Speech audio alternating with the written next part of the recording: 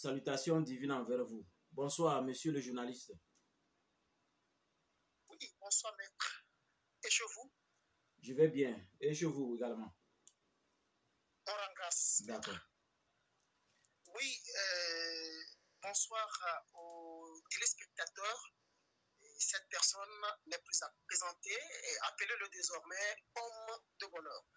Cette soirée, pour vous entretenir, nous avons retenu un thème qui va tout droit dans vos quotidiens. Et le thème, c'est ma prophétie sur l'islam et le christianisme. Je le disais tantôt, notre invité, celui-là qui n'est plus à présenter, il s'agit de Maître Rara Messou, qui se nomme désormais homme de bonheur. Maître, vous allez nous dire pourquoi vous avez choisi de débattre sur ce thème-là. Encore une fois, merci beaucoup, monsieur Tcha. D'abord, je remercie tous nos abonnés. Je remercie également les maquilleurs ou les disciples de l'école spirituelle Ambiam. Je remercie également tous nos amis sur les réseaux sociaux. Si nous avons choisi ce thème, ma prophétie sur l'islam et le christianisme, c'est parce que j'ai remarqué que spécialement au Togo et surtout en Afrique, même je dirais plutôt en Afrique et surtout au Togo, la religion est utilisée d'une façon très mauvaise. Tellement mauvaise que dans notre environnement, nous sentons les séquelles. Nous sentons la manière dont, malgré l'éducation religieuse, les gens n'arrivent pas à être comme étaient nos parents et nos grands-parents. Parce que à l'époque de nos parents et de nos grands-parents, vous allez remarquer que ils étaient comme ils étaient dans la nature, ils vivaient par instinct, hein? C'est-à-dire d'une façon instinctive. Et nos ancêtres faisaient certaines choses, comme par exemple faire du bien ou faire du mal ou secourir quelqu'un. En tout cas, on observait la nature, on observait l'environnement immédiat et on agissait. Mais aujourd'hui, ce n'est plus le cas. Et je me suis dit, il est temps. C'est vrai que nous avons déjà fait des émissions, plusieurs émissions, mais cette entrevue spécifique, c'est pour que je puisse vous sortir un élément nouveau. En tout cas, rien de nouveau sur le soleil, mais c'est un élément nouveau pour que chacun puisse se préparer à ce que j'ai appelé le prochain stade de l'évolution humaine et surtout le Togolais. Donc, ce thème a été choisi pour faire encore la lumière sur le rôle de la religion au Togo. Oui, maître, avant de continuer, quand vous appelez religion, ici vous avez parlé du christianisme et de l'islam. Mais quand on parle de la religion, c'est un peu, c'est grand. Il n'y a pas que l'islam et le christianisme. Pourquoi avoir choisi seulement parler de l'islam et du christianisme? Oui, merci beaucoup. J'ai choisi l'islam et le christianisme parce que c'est ce qu'on trouve plus au Togo. Par exemple, les religions comme par exemple le shintoïsme, le zoroastrianisme, il y a beaucoup de religions. On ne les voit pas au Togo. Soit, même s'ils sont là, comme par exemple le yoga, non, le bouddhisme, ils ne sont pas tellement nombreux comme nous voyons nos amis, les chrétiens et les musulmans. Donc voilà pourquoi j'ai choisi les deux. Parce qu'eux, on les voit plus. Voilà. Et maintenant, en tant que profane, nous qui sommes des profanes, qu'est-ce qu'on peut concrètement entendre de la prophétie? Oui, merci pour cette question. J'ai déjà expliqué plusieurs fois dans nos émissions, malgré que maintenant nous avons cessé parce que, vous savez, la meilleure définition de la folie, c'est de faire les mêmes choses et d'espérer un résultat différent. On s'est dit, nous allons stopper les émissions, mais nous allons observer la société et sortir des choses nouvelles. Alors, pour dire que la prophétie est différente de la prédiction. C'est deux choses différentes. Parce que la prédiction, c'est un fait scientifique basé sur l'observation. Alors que la prophétie, c'est un fait divin, un fait spirituel ou traditionnel. par une observation paranormale ou parapsychologique.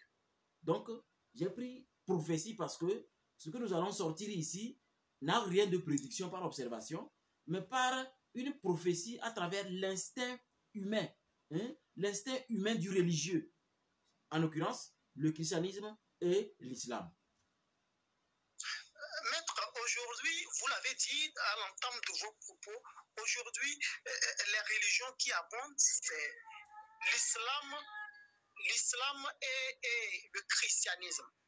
Selon vous, parce que je le disais tantôt, ce ne sont pas les deux religions qui existent. Mais nous voyons que c'est les deux religions qui sont plus abondantes, sinon visibles. Selon vous, pourquoi l'Africain s'attache plus à ces religions-là? Oui, monsieur Tcha, l'Africain s'attache plus à ces deux religions parce que c'est ce qu'ils ont devant eux. Vous savez, l'être humain vit, qu'on le veuille ou pas, d'une façon instinctive par rapport à ce qu'on a devant nous, par rapport à ce que l'individu a devant lui. Donc, c'est ce qui est disponible. C'est ce qui est disponible pour l'individu qui fait que l'individu s'adonne. C'est comme l'éducation que papa donne ou maman donne. Ils ne peuvent pas donner ce qu'ils n'en ont pas. Ils ne peuvent pas donner une éducation qu'ils n'ont jamais entendue ou ils n'ont jamais vécue. C'est ce que les parents ont qu'ils donnent aux enfants. Donc, si aujourd'hui les Africains sont dans ces religions, c'est parce que c'est ce qu'ils trouvent. Ou c'est ce qu'on a permis qu'il y ait plus. Il y a des pays qui ont signé des décrets pour dire que désormais, il y a journée nationale de l'animisme. Pourquoi pas le Togo? Je l'ai toujours chanté, je l'ai toujours crié qu'il faudrait ça au Togo. Journée nationale, chômé, férié, payé. Et journée de l'animisme. On s'occupe des ancêtres. Donc vous voyez que si on commence comme ça, on va permettre à cette génération bientôt, parce qu'il y a un cycle qui est en train de finir, on en vient. Quand le cycle a fini, le prochain cycle qui va commencer, c'est un cycle vraiment très pointu. Voilà.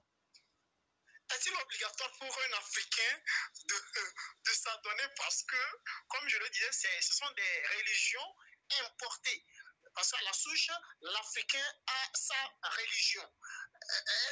Est-il aujourd'hui obligé, je parle bien entendu de l'Africain, est-il obligé de s'allier à cette religion ou à ces religions-là?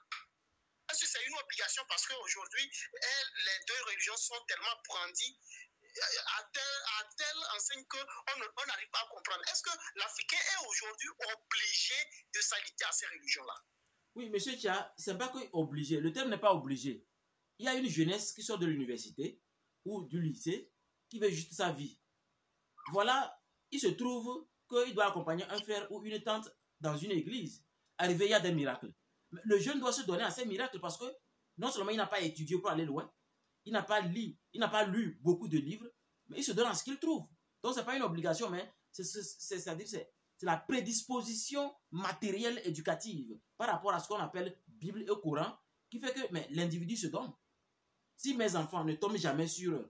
vous savez, la meilleure souffrance, la meilleure malédiction que moi je pouvais avoir, c'est d'être un instructeur spirituel et ma fille est assise dans une église ou dans une mosquée. Donc, je crois que ce n'est pas une obligation, mais c'est ce que les enfants trouvent. Parce que si le parent n'a pas dit, hey, tu es sorti à quelle heure? Vous avez fait travail manuel à l'école ou bien quoi? Pourquoi tu es arrivé en retard? Hey, il est 20h. Au lieu de suivre le journal, il faut d'abord voir est-ce que tous les enfants sont là. Mais il y a des gens qui suivent le journal jusqu'à s'endormir sans même chercher à savoir si les enfants sont rentrés ou pas. Mais comment l'enfant n'a pas fait ce qu'il veut dehors? Donc, tout est l'éducation. Donc, la responsabilité, c'est les parents. Ok, oui, la responsabilité est au niveau des parents. Je le disais tantôt, les religions là se sont aujourd'hui implantées dans nos vies et l'on dirait même que c'est une obligation. Je vous posais la question aujourd'hui si c'est une obligation. Nous avons remarqué dans certaines familles, on oblige des enfants à s'adonner à ces religions. Je disais tout à l'heure que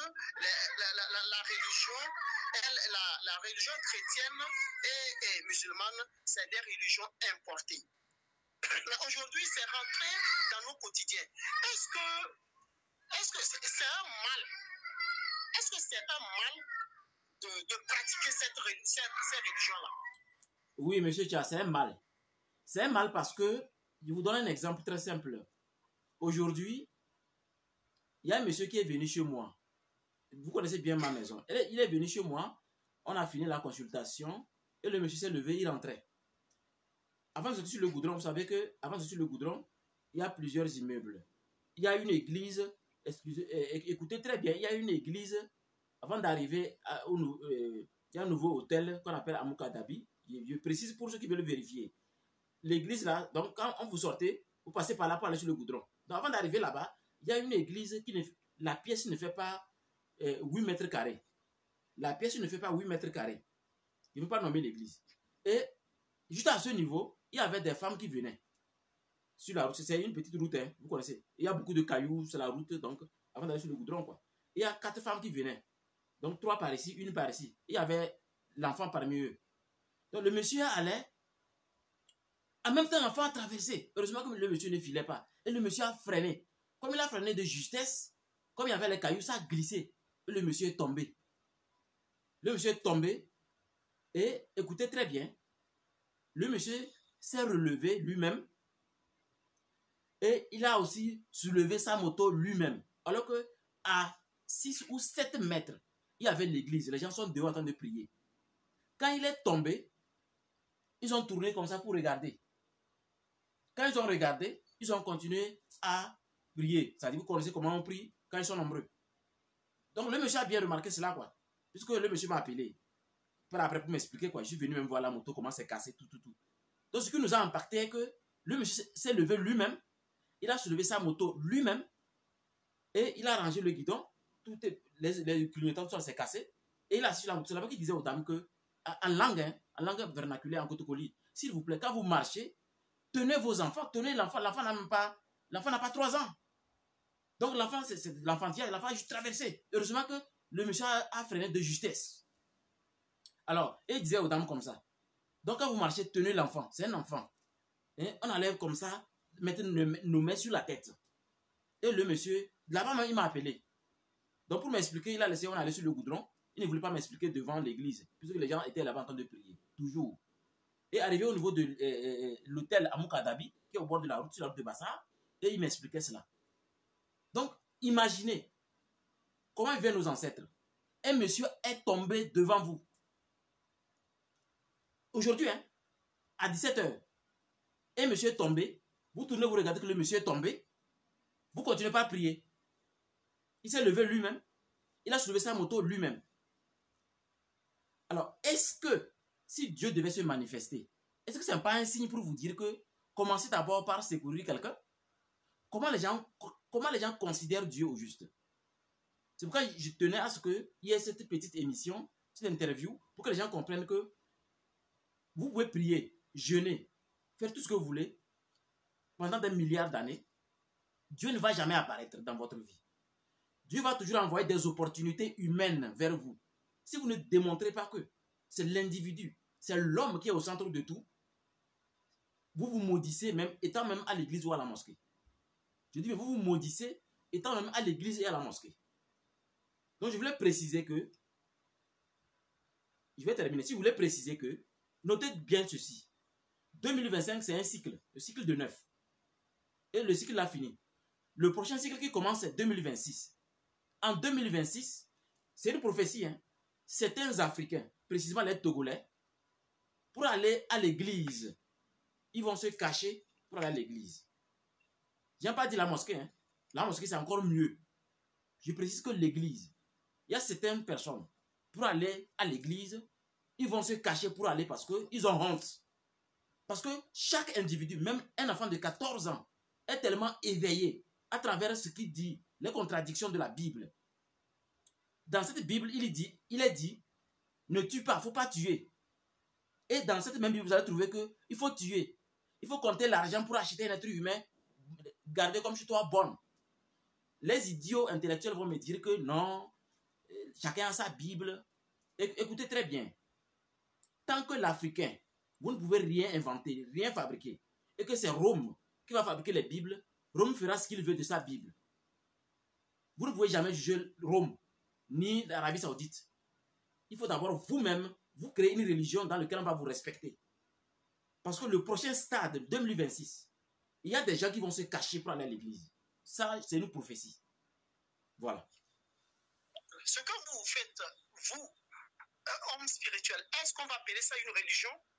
Non, ce n'est pas une religion. Moi, je vis dans la nature. Je suis un homme de la nature. Parce que tout le monde est spirituel, oui. Allez-y. Ok. Si vous êtes en train de faire vos rituels, oui. Et il arrive, je reviens sur vos propos, comme je le disais. Oui. Tout à l'heure, vous racontez une scène. Vous êtes en train de faire vos rituels. Oui. Et il arrive que ce scénario-là arrive. Allez-vous arrêter ce que vous êtes en train de faire pour aller secourir ce dernier-là? C'est une très belle question. Mais pour la répondre, je vais d'abord aller dans le passé. Parce que le présent devient fake news. Le présent devient comme dépotoir si le passé n'est pas compris. Quand ils ont brûlé la bibliothèque d'Alexandrie en Égypte, là-bas il y avait la vie spirituelle, comment on devait vivre spirituellement. Mais quand ils ont brûlé, ils ont d'abord pris ce qui les arrange. Je parle des conquistadors, les ancêtres de Rome et les ancêtres des musulmans, avant de brûler la bibliothèque d'Alexandrie. C'est après qu'ils se sont rendus compte qu'en bas de la bibliothèque d'Alexandrie, dans les grottes, nos ancêtres, les pharaons, avaient déjà inscrit des hiéroglyphes sur lesquels il y a tout ce qu'il y avait là où ils ont brûlé. Voilà ce qu'il y a spécialement dans le tombeau de choses. Le roi, le papa de Ramès II, ce nom m'échappe. Après, on peut vous donner ça. Il a écrit ceci. L'être humain ne doit se mettre en contact avec le divin que dans un lieu sacré. Monsieur Tcha, un lieu sacré n'est pas au bord de la route. Un lieu sacré ne peut pas être dans un endroit où il y a des maisons au même moment. C'est-à-dire que tout le monde va à ses occupations. On voit les chiens, les chats, les porcs, les animaux, tout le monde chie, les caca. Et il y a quelques groupes là qui sont au bord de la route en train de prier. Ça, c'est pas divin. Il faut qu'on soit sérieux. Moi, je n'ai pas dit de ne pas prier. Non, je n'ai jamais dit ça. Mais il y a des choses qui gâtent le cerveau des enfants qui ne savent pas réfléchir. Imaginez un enfant qui passait, un enfant de 9 ans, qui voit ce monsieur tomber et que les gens sont en train de prier et n'ont pas secouru ce monsieur. Mais lui va dire que c'est normal parce qu'ils sont en train de prier. Un lieu divin ne peut pas être dehors, au bord de la route. C'est-à-dire, même les camps de prière, ce n'est pas n'importe où. C'est des lieux consacrés. Mais comme des cathédrales, comme c'était des mosquées. Mais pas n'importe où, une maison, une pièce qui ne fait pas 8 mètres carrés, et on est plein dedans et dehors, en train de prier. Et on se permet de donner un message très sale à la population. Donc, c'est pour vous dire que, votre question, c'est pour vous dire qu'il était déjà enseigné comment on entre en contact avec le divin. Mais voilà que cette religion, cette culture, cette tradition millénaire des pharaons est complètement étouffée. Et on a mis en exergue le Coran et la Bible. Voilà ce qui a étouffé l'Africain et a rendu certains Africains idiots. Voilà. Maître, vous êtes en train de parler de la circonférence ou de la capacité de là où les gens se retrouvent pour prier. Je vais un peu vous contredire parce que ça, ce n'est pas ce qui fait, selon certains religieux, ce n'est pas ce qui fait une église. Ce n'est pas la masse. Mais il y a un adage qui dit, lorsque deux personnes se retrouvent pour prier, il y a Dieu. Donc ce n'est pas la circonférence ou la capacité du bâtiment qui fait l'église ou qui fait la mosquée, mais c'est le nombre de personnes qui se retrouvent. Lorsqu'elles se retrouvent, elles sont déjà deux, selon ce que les religieux disent, c'est déjà grand. Mais vous, selon vos propos, vous êtes en train d'aller oui. Je crois que vous avez raison de contredire, de ne pas d'accord. Mais selon votre avis, moi je suis un instituteur spirituel, je dis les choses selon mon niveau de conscience. Je vous répète ceci. Vous voyez, il y a certains dictons, certains, ils appellent ça comment? Les proverbes. En tout cas, dans la philosophie, vous savez qu'il y a beaucoup de mots venant de Platon, de Socrate, consorts. Certains Africains idiots, je dis bien, certains Africains idiots aiment tellement ces proverbes, ces dictons et consorts. Moi, je vais vous donner un exemple très simple. Ok, quand deux personnes sont quelque part, Dieu est là. Vous êtes d'accord, non? Donc, voici mon exemple. Le prêtre veut commencer la messe. Bon, il se dit, il va faire un essai de la messe avant que les autres n'arrivent. Il a mis tout en place, il a mis l'encens et il veut commencer. À un moment, un monsieur est rentré. On se rend compte que ce monsieur, c'est un fou. Le fou là est venu, il a giflé. Et il le regarde, il le gifle. Et il a pris ça, il veut le mordre. Le prêtre va laisser le mordre? Je ne crois pas. Puisque vous n'avez pas précisé. C'est ça le problème de la contradiction de la Bible et du Coran. Il faut préciser les choses pour ne pas rendre les gens idiots. Vous avez dit 2 personnes. Un fou est une personne. Voilà un fou qui entre dans l'église et il gifle le prêtre. Pourtant, ils sont 2. Mais le prêtre devait continuer à prier Dieu, puisqu'ils ont dit, quand on te gifle ici, donne ici. Donc il devait continuer. Mais s'il s'hasarde, le fou va prendre son bras et mordre. Il doit réagir. Donc c'est pour dire qu'il y a des choses qui sont mises en place pour que l'Africain reste toujours consommateur et abandonner la réflexion. Et c'est cet abandon de la réflexion qui fait qu'aujourd'hui, nos populations, nos sociétés, nos traditions, même nos cultures, les gens s'en foutent. Même quand on se retrouve en groupe, les gens ne se rappellent même pas que nous venons d'une race exceptionnelle, le noir. Mais on a un comportement qui fait que même quand nous voyageons en Europe, on nous insulte. Parce que n'importe où on est, on se comporte comme des animaux. Excusez le terme. Ça se voit même aujourd'hui. Donc je crois que moi, je voulais tout simplement vous dire que notez bien ceci. 2025, il y aura beaucoup d'enseignements. Ce n'est pas moi qui le dis. Regardez sur les réseaux sociaux. Vous allez tomber facilement sur le Coran. Vous allez tomber facilement sur la Bible et on vous explique les choses, les contradictions. Mais 2026, je vous assure, c'est une nouvelle étape pour la jeunesse. Et c'est ce qui va faire que les gens vont se cacher pour aller à l'église.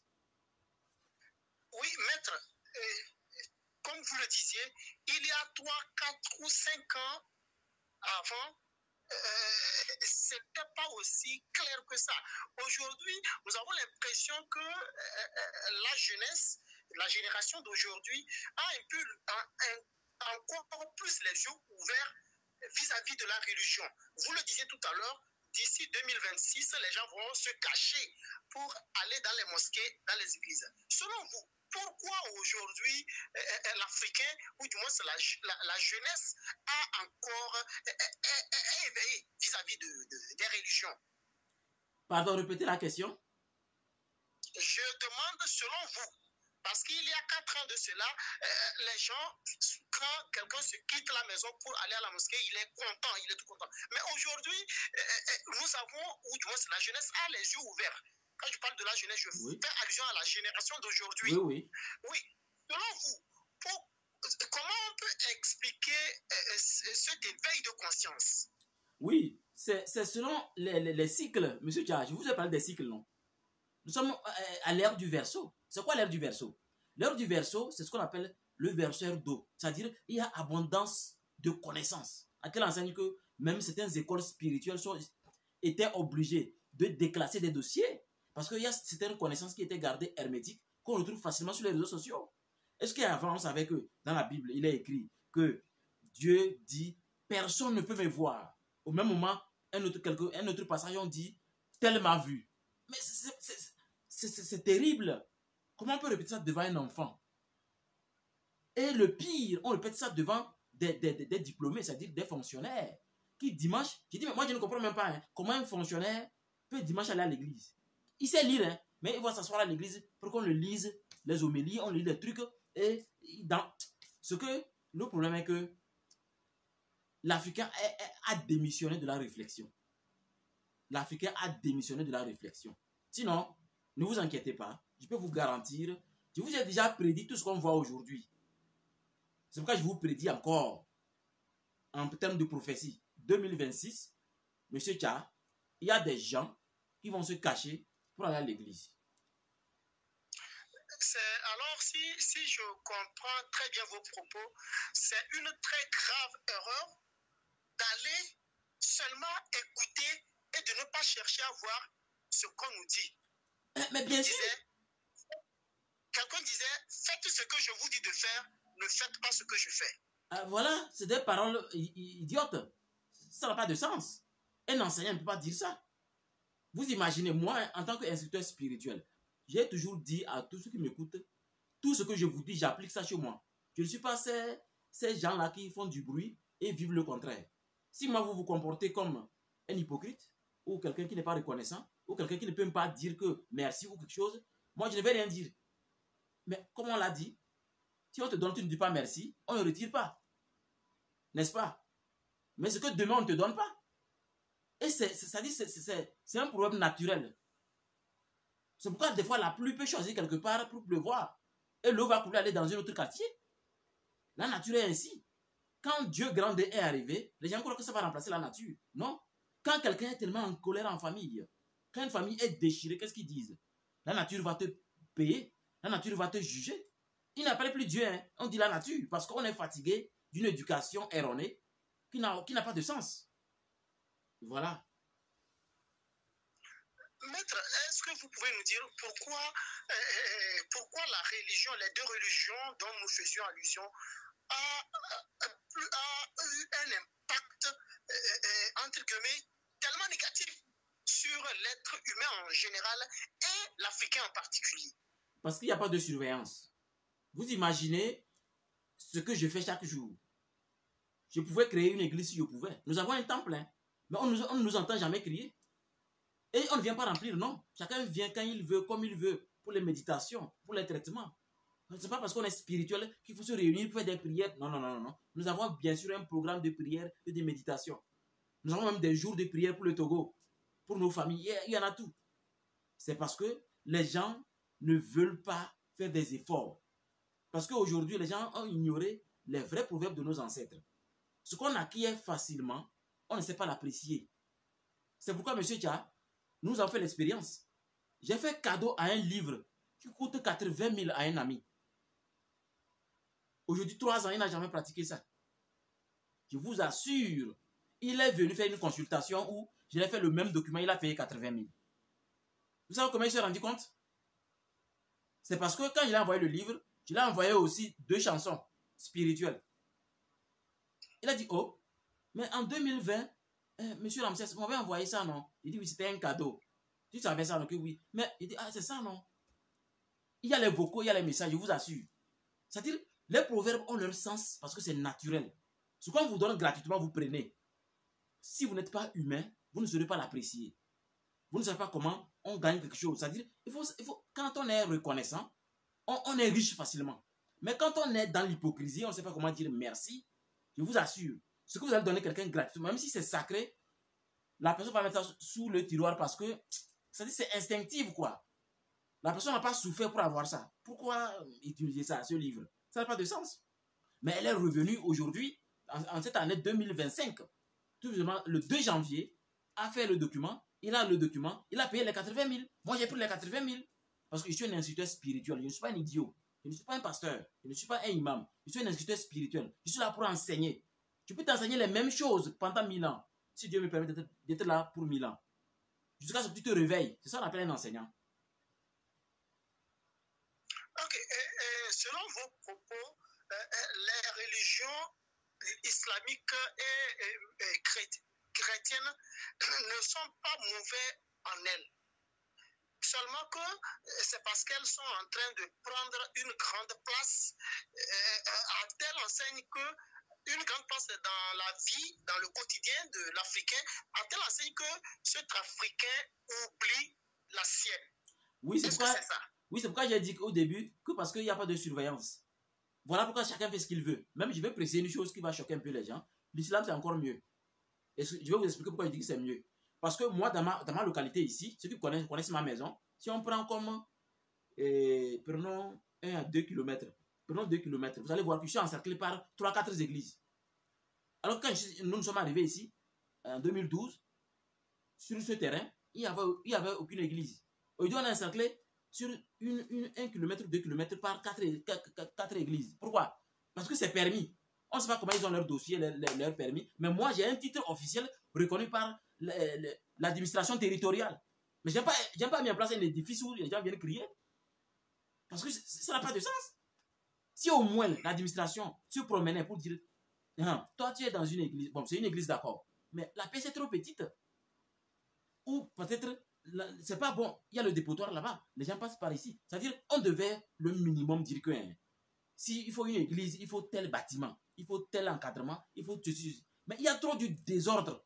Tellement que vraiment, des fois, on a envie de crier, mais on ne crie pas. Mais nous allons nous calmer parce que les réseaux sociaux s'en chargent. l'éducation du 21e siècle, l'ère du Verseau, s'en charge. Maître, nous sommes dans un État laïque. Oh. Nous sommes dans un État... Nous sommes dans un État... Un instant. Oui. Je vous arrête. Oui. Donne-moi le mot laïque dans ta langue. C'est-à-dire, je peux... C'est-à-dire que je suis là, je peux... C'est-à-dire laïque, c'est-à-dire que, je sais pas... Voilà, tu es fatigué parce que ça n'a pas de sens. Oui. On a fabriqué des mots pour nous amener et avec des cravates idiots, on répète seulement les mots. Même dans ma langue, chez moi en Bassar, je ne sais pas ce qu'on appelle laïque. Ça veut dire quoi laïque? Donc chacun fait ce qu'il veut. Et puis, non, monsieur Tcha, on va s'arrêter là. On va conclure. En fait, c'est de la démocratie. C'est fatigant. Vous avez dit tout à l'heure, maître, vous avez dit tout à l'heure que en 2012, quand vous étiez venu, il n'y avait rien. Mais en vous voyez, il y a déjà 4 églises qui vous entourent. Chacun, c'est comme les écoles qui naissent aujourd'hui, qui poussent un peu partout. Chacun a sa manière de prophétiser ou de... Je ne sais pas. Sauf que les écoles ne prophétisent rien. Tu t'efforces à les donner du crédit. Sauf que les écoles ne prophétisent rien. Il y a des maisons autour de moi. Il y a des écoles. Mais ils ne crient pas. Ils ne sont pas là à montrer des exemples bidons. Des exemples vraiment qui fatiguent la conscience humaine. Ok. Là, si je vous comprends, est-ce que vous critiquez parce qu'il y a des effets sonores qui dérangent la tranquillité? Non. Parce que... Ce n'est même pas l'effet sonore. Pour moi, c'est ce que je vois, les actes, le comportement que les gens ont en tant que religieux. J'ai toujours détesté du fait que le chrétien ne s'habille bien que dimanche. Comment voulez-vous avoir un mental de créateur, de fabricateur, de bonheur, alors que c'est seulement dimanche qu'on s'habille bien? Comment c'est possible? C'est pas possible. Je vais vous dire que, tel que vous critiquez, c'est comme ça aussi d'autres vous critiquent. Qu'est-ce qui vous dit que... Oui, qu'est-ce qui vous dit que vous, là où vous êtes, qu'est-ce qui vous dit qu'il n'y a pas de gens qui vous critiquent? Non, les critiques, en tout cas, c'est naturel, c'est humain. Mais ce qui est très important, M. Tcha, c'est que quand on critique quelqu'un, ça lui permet de s'améliorer. Mais j'aurais souhaité, depuis longtemps, depuis le 2009, que nous allons commencer à crier qu'il faut qu'on revienne à l'ancestralité. Il faut un décret spécial pour qu'on dise que désormais au Togo, le 26 avril, c'est journée chômée payée et c'est journée des ancêtres. Mais jusqu'à là, on n'en voit pas. Donc, il faut qu'on comprenne que quand on critique, c'est pour améliorer. Mais si on vous critique, vous n'améliorez pas. Comment ça peut aller? Nous, on reçoit les critiques s'il y en a. Mais on améliore au fur et à mesure. Mais eux, ils continuent les mêmes choses. Vous convenez avec moi que vous qui pensez que le fou est fou, c'est plutôt vous qui êtes fou. Il y a un adage qui... Ça, je suis même d'accord. Je suis d'accord parce que les gens croient qu'un fou qui est en train de faire n'importe quoi, c'est la folie, c'est pas la folie. C'est une dimension dans laquelle ils sont. Donc, je vous comprends. Ils sont dans une dimension. Je comprends. Mais moi, j'ai toujours dit, il faudrait que... Vous voyez, quand on dit de ne pas se faire justice soi-même, c'est pour de bonnes raisons. Non, pas se lever, aller dire aux gens, à l'église, de ne plus faire ceci, non. C'est l'État de prendre des mesures pour assainir notre société. Pour qu'il y ait des exemples concrets. Imaginez, un décret sort que si désormais, vous êtes en pleine messe et que quelqu'un tombe ou il y a accident, vous devez sortir les secourir ou votre église sera fermée. Mais les gens vont le faire parce que c'est un décret présidentiel ou ministériel. Mais si rien n'est fait, c'est normal. Parce que celui qui a le pouvoir, comme la justice ou l'État, ne fait rien. Mais ce n'est pas la population qui va se lever ou un individu comme moi pour se mettre à aller les voir, non. Heureusement que quelqu'un est tellement intelligent et a créé TikTok, a créé WhatsApp, et on est là, on se parle. Notre rôle, c'est quoi à part consommer? Donc, notre rôle, c'est de passer par là, comme tout le monde, et en parler. Pour éveiller cette génération dont je dis, 2026, on ne pourra plus la duper. Voilà. Maître, dites-nous, c'est vrai, la religion a son cahier de charge à part et la politique a son cahier de charge à part. Mais il faut reconnaître que la toute dernière décision vient des gouvernants, notamment les politiques. est-ce qu'aujourd'hui, ça veut dire que l'autorité a manqué un peu de sa responsabilité? Non, ils n'ont pas manqué un peu. Ils ont manqué 100%. Parce que c'est leur rôle de nous écouter. C'est leur rôle de dire, ah, si tel individu, alors que nous savons que c'est un leader d'opinion. Moi, je suis un leader d'opinion, hein. Parce que il a été prouvé que, officiellement, on a reconnu que j'ai intervenu sur Vision 4, une chaîne internationale, où on dit, allez, on prend maintenant Monsieur Ramsès II du Togo, depuis Lomé, prend la parole. Et nous sommes connus au niveau international. C'est comme ça dans les pays que j'ai visités. C'est déjà bon parce que je suis togolais. Donc c'est pour dire qu'ils sont obligés de nous écouter en tant que leader d'opinion. Nous avons beaucoup d'abonnés. Si on prend nos réseaux sociaux en tout, ça peut faire 20 000 abonnés, même 30 000 abonnés. Si on prend tous les réseaux sociaux que nous sommes. Alors on doit nous écouter. Parce que nous avons des gens qui nous écoutent. Nous avons des gens qui disent merci à ce que nous faisons. Et nous voulons voir que nous sommes dans une société où on peut se secourir, monsieur Tcha. On doit pouvoir se secourir dans la société. Et non, je regarde quelqu'un tomber, je le regarde comme la télé. Ça n'a pas de sens. Ça n'a pas de sens. Il faut qu'on comprenne pourquoi il y a ça. Peut-être d'autres idées, mais alors il peut venir en commentaire. Après, nous allons diffuser la vidéo. Si il y a des nouvelles idées, donnez-nous ces nouvelles idées. Ou si vous avez des idées, c'est-à-dire des expériences. Ce qui fait que les gens font ça, expliquez-nous. Même moi, je dis que c'est une malédiction d'être dans un lieu de culte et de ne pas pouvoir secourir quelqu'un qui a fait accident. C'est une malédiction. Maître, ma liberté s'arrête là où commence celle de l'autre. Ah bon. Est-ce que je ne suis pas libre de faire ce que je veux? Tu es libre, mais la nature voudrait que tu accordes les autres ce que tu veux. La nature voudrait que tu sois naturel, que tu puisses compatir. Soyez empathique. Mais si vous regardez les autres, ça ne vous dit rien. Votre égoïsme, votre indifférence, votre hypocrisie est tellement grande que c'est devenu un jardin. Et même, vous allez sortir de l'église avec beaucoup d'esprit, beaucoup de diables. Parce qu'on ne vous a jamais dit que ce qu'on vous a dit à l'église, c'est plutôt dehors qu'il faut l'appliquer. Ce n'est pas l'église en démontrant avec la quête, non. C'est dehors. Normalement, vous savez comment on fait la quête? Quand on finit la messe, pour faire la quête là, normalement on sort dehors pour faire la quête. C'est ce qu'on faisait dans l'Égypte ancienne. C'est ce que nos ancêtres faisaient. Normalement, c'est dehors on fait la quête. Ce n'est pas l'église. On sort dehors, on observe les nécessités, on leur donne. Parce que les petits regardent des leçons. Les adolescents regardent des leçons.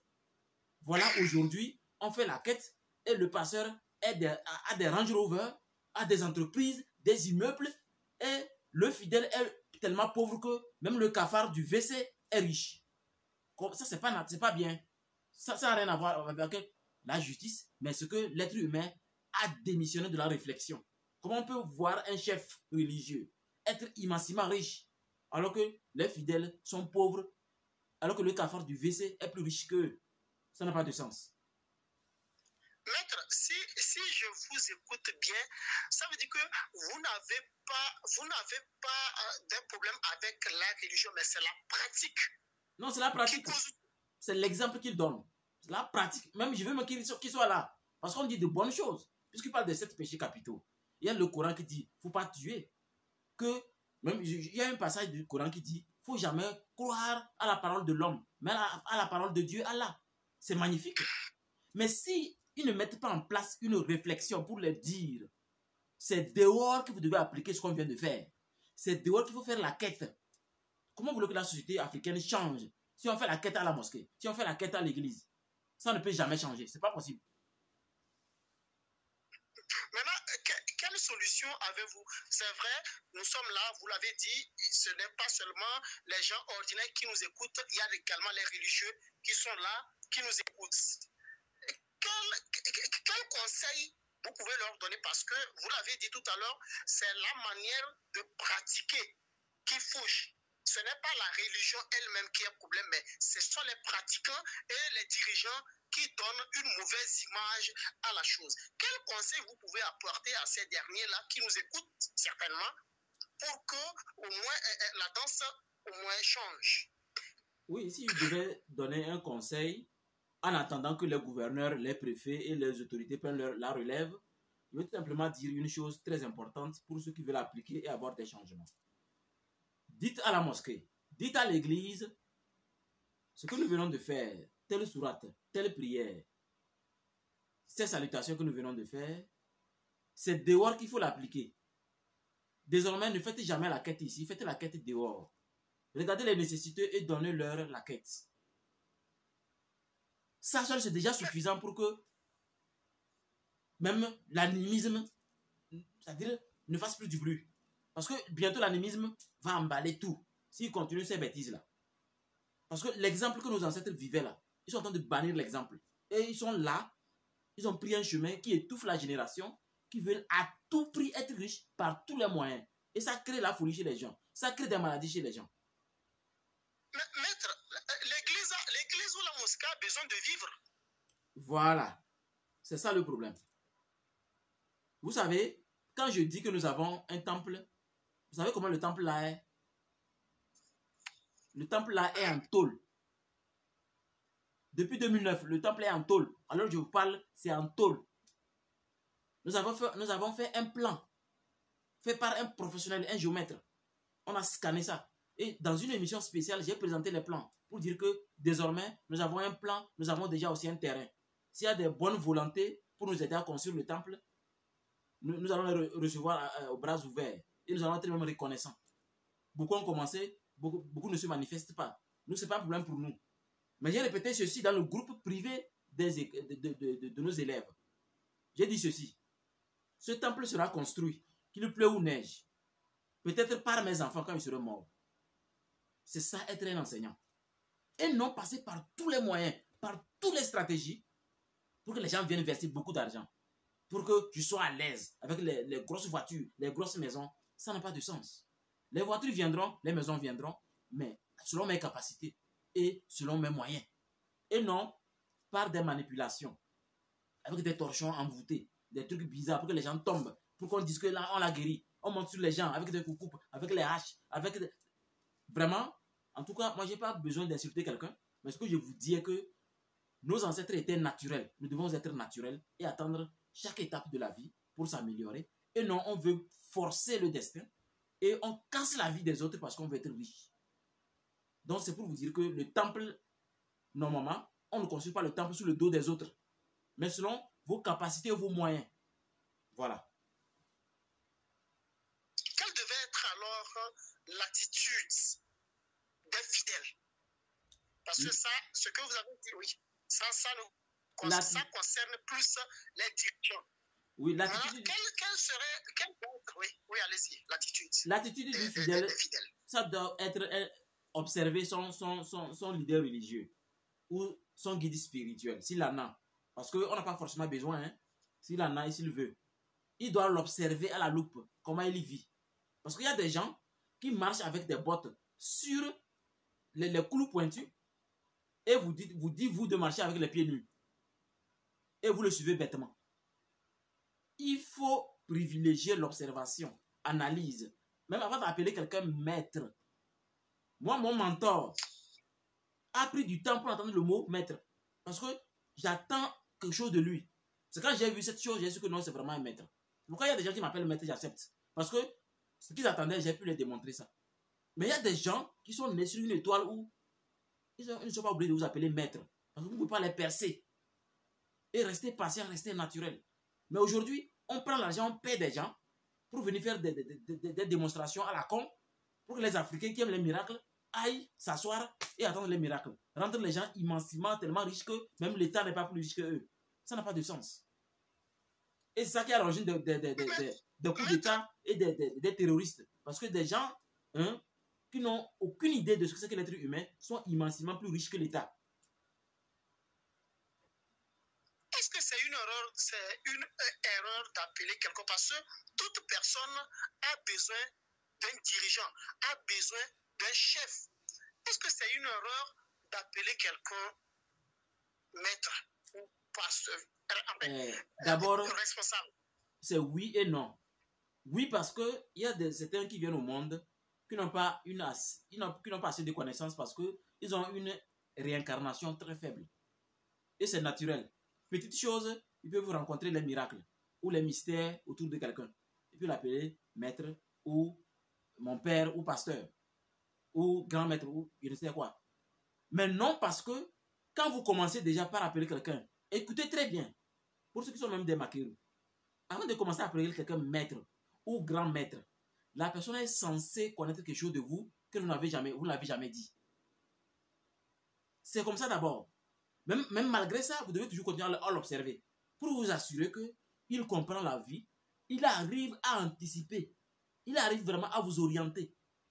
Mais si vous appelez quelqu'un seulement maître parce que vous voulez l'honorer, pour qu'il puisse vous aider à donner de l'argent ou quelque chose comme ça, vous allez vous perdre parce que la voix extérieure, plus elle est forte, la voix intérieure s'étouffe et devient idiote. Ne l'oubliez jamais.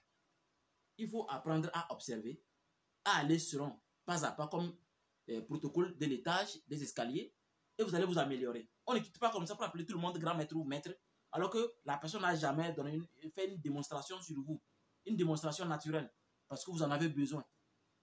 Surtout, la personne ne vous a pas appelé dans la rue que venez. Ça, c'est le charlatanisme. On n'appelle pas quelqu'un viens te consulter, non.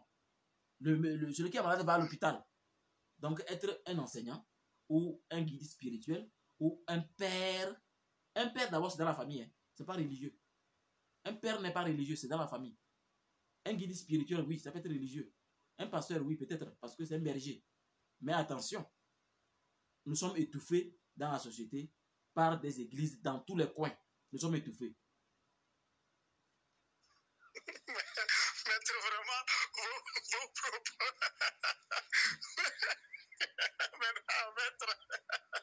Maître, vraiment, sincère merci.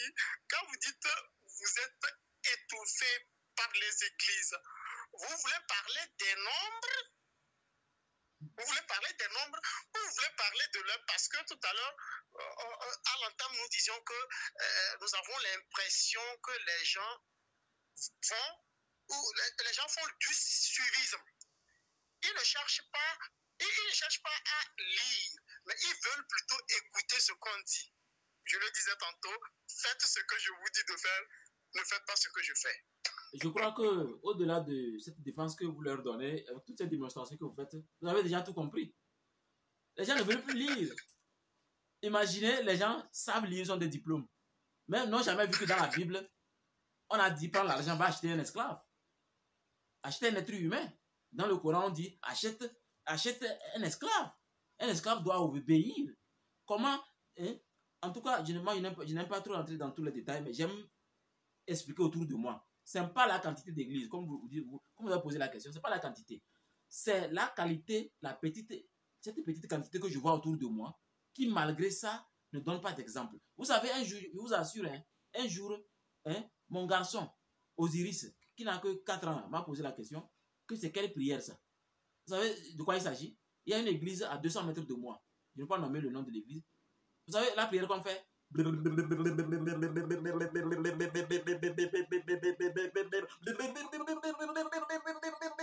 pendant des heures. Et mon fils m'a demandé c'est quelle prière ça. Je lui ai répondu tout simplement, ce n'est pas une prière. Ils sont en train de s'amuser parce que c'est la fête. Je ne peux pas lui dire que c'est une prière.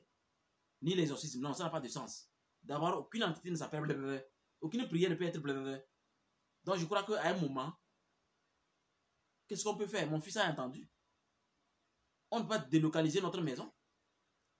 C'est notre terrain. Donc nous sommes condamnés à être ensemble dans la société. C'est pourquoi on doit se dire des vérités avec cette petite liberté d'opinion pour que quiconque peut nous aider puisse nous aider. Pour qu'on puisse réglementer les choses. Donc c'était ça ce qui m'a animé cette journée.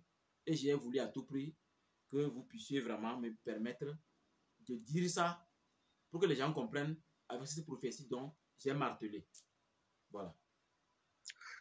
Oui, maître, vous avez dit d'ici 2026, les gens vont se cacher pour aller dans les églises, dans les mosquées. Qu'en serait-il après? Est-ce que vous êtes en train de dire qu'un jour, ces religions-là... Non, je voulais préciser quelque chose. Ma prophétie est plutôt ancrée sur le christianisme. Mais le cycle de l'islam, ce n'est pas encore arrivé. Ça, il faut encore du temps. Vous savez, il y a déjà l'alcool à Dubaï et en Arabie Saoudite. Avant, il n'y en avait pas. Il laisse quelque chose. Ce n'est pas encore arrivé. Cette chose va arriver bientôt. C'est quand ça va arriver qu'un cycle de l'islam va commencer. Pour l'islam, ce n'est pas maintenant. Mais pour le christianisme, c'est en 2026. Voilà. Qu'en serait-il après? Est-ce que ça veut dire que l'islam, la religion chrétienne va disparaître carrément du quotidien des Africains? La réponse est oui. Ça va disparaître, mais il y a certaines églises qui seront là parce qu'ils étaient là il y a longtemps. Ils vont s'efforcer à améliorer. Voilà. Ok, maître, nous vous disons merci vraiment pour ce débat riche. Est-ce que vous avez un mot à l'endroit de nos internautes qui nous suivent? Encore une fois, je vais tout simplement dire surtout merci à ceux qui nous écoutent parce qu'ils nous font l'honneur de nous écouter. Et surtout, ils n'ont qu'à partager cette émission. Vous savez, rarement, moi, je dis partager. Si vous regardez sur mes réseaux sociaux, vous n'allez pas voir le mot partager, partager, partager. Vous n'allez pas voir ça. Mais ici, je vous en supplie, ou si vous ne voulez pas partager, répétez la même chose à quelqu'un. Parce qu'on a besoin de respirer, s'il vous plaît. Parce que moi, je ne supporte pas voir quelqu'un debout, l'autre tombe et je le regarde. Ça n'a pas de sens. Donc, je vous dis merci. Et à vous également, M. Tcha, merci pour la disponibilité. Merci à vous. Je disais tantôt, désormais, appelez-le homme de bonheur. Oui. Nous étions dans cette émission qui a pour thème ma prophétie sur l'islam et le christianisme. Nous espérons vous retrouver dans une prochaine émission dans les prochains jours. D'ici là, portez-vous bien. Bye bye. Bye bye.